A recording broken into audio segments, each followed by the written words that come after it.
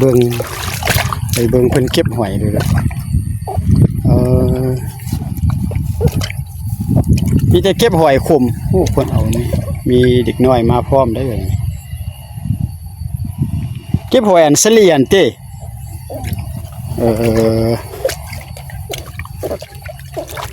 อยู่บ้านเฮานี่เต้คนแถวสวรรค์มาอยู่ไสอยู่สวนนี่บ่ข้างสวนมีไป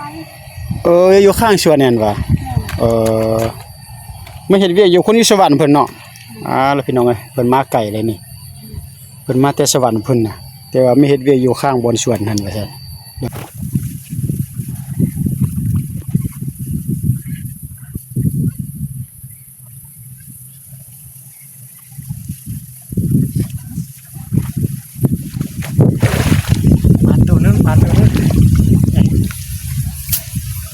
มันตัวนึง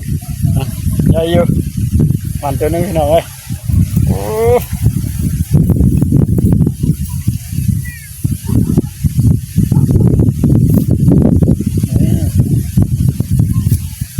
มันตัวนึงก็เอานี่พี่น้องเห็นบ่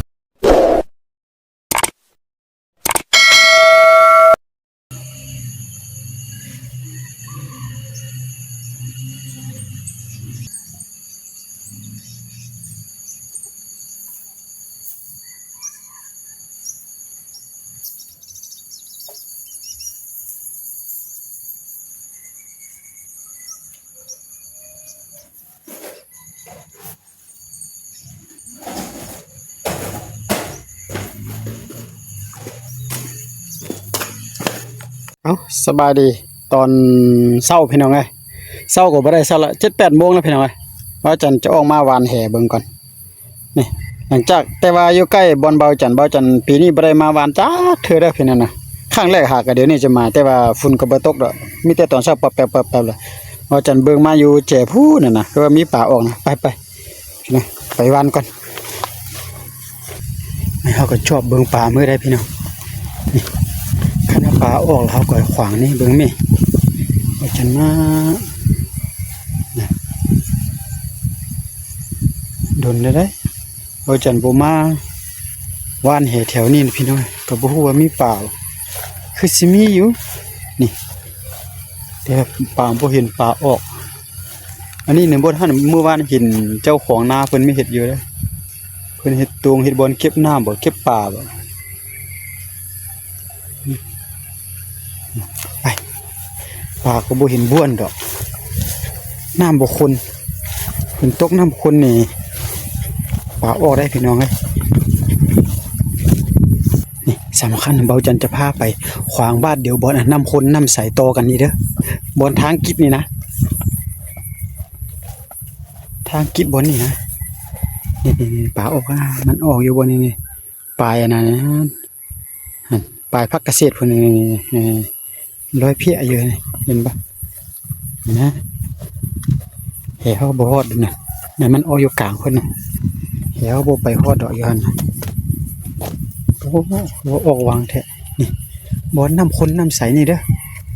เราจะลองเบิ้งบอลนี่ก่อนป่าเข้าออกบ่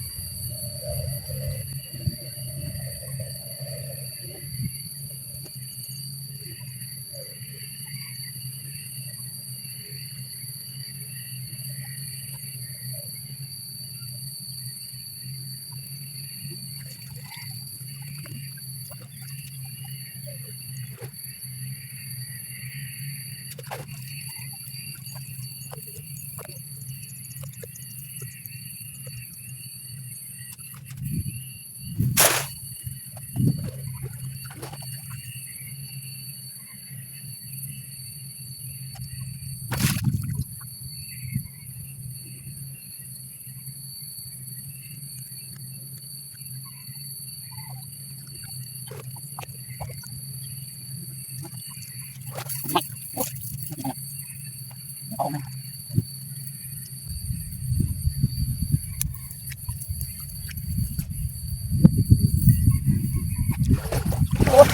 ปลาแล้วบ่เชื่อจะไหม้เลยตอนนี้จะไหม้มัดพี่น้องเลยเจ้ามันจะไหวครับพี่น้องใส่เบ็ดบ่ใส่เบ็ดหรอจะไหวอ๋อ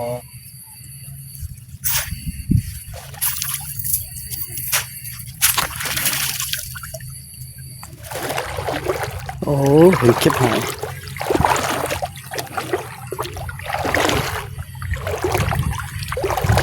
ช่วงนี้มันบ่ค่อยเห็นปานใดหอยนี่เพราะน้ำใสโพดไปเบิ่งเพิ่นเก็บหอยเลยล่ะมีแต่เก็บหอยขมโอ้คนเอานี่มีเด็กน้อยมาพร้อมได้เลยเก็บหอยอันเสลียนเต้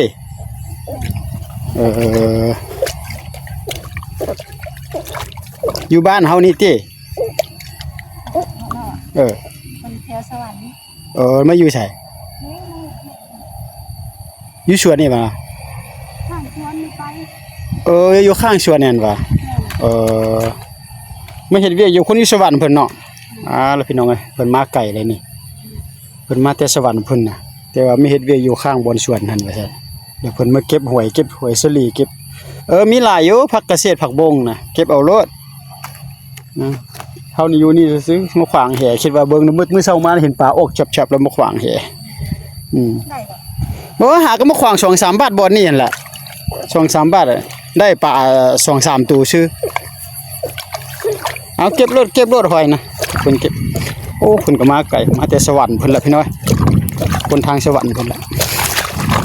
มากันจะไปขวางแหอีกก่อน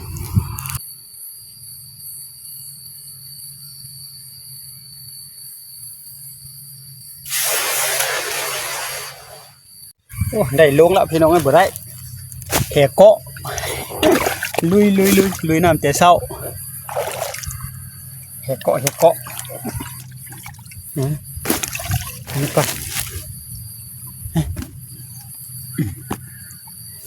นี่อยู่ข้างนอก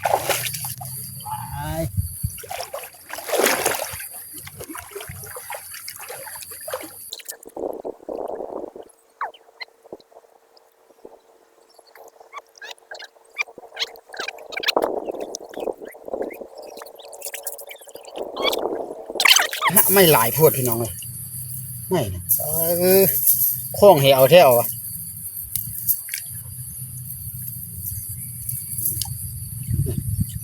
ชัวจะได้กินปลา2-3 ตัวเงินง่ายลุยน้ำแต่เช้าฟ้าก็มืดฝนอยู่ฟ้าก็มืดฝนลุ่มวอยอยู่ได้พี่น้องเลย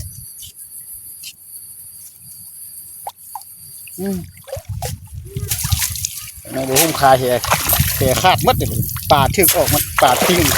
ปลาต่ำอยู่ขยึกออกแล้ว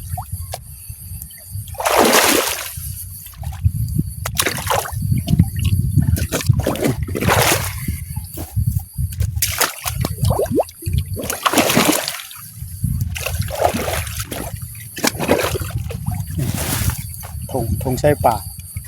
3 ตัวมานี่น้ำใสพดนะพี่น้องบนนี่ก่อนนี่เป็นวางบักนั่นนะ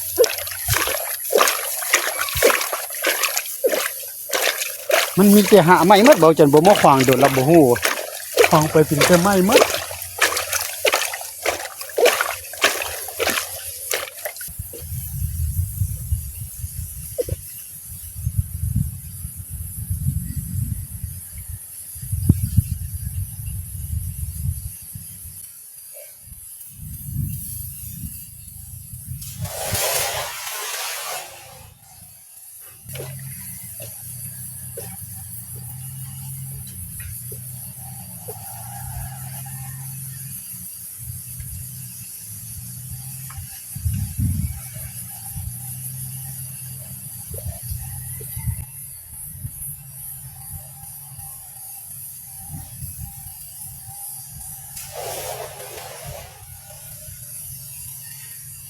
ทำเหตุอยู่สิถือบ่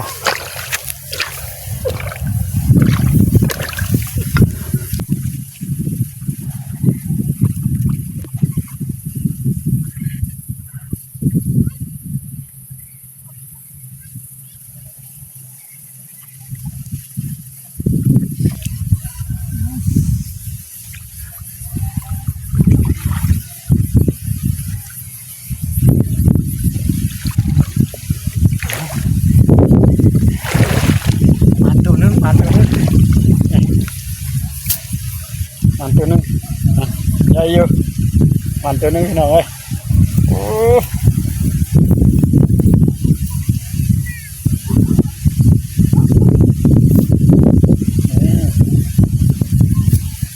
มันตัวนึงก็เอานี่พี่น้องเห็นบ่นี่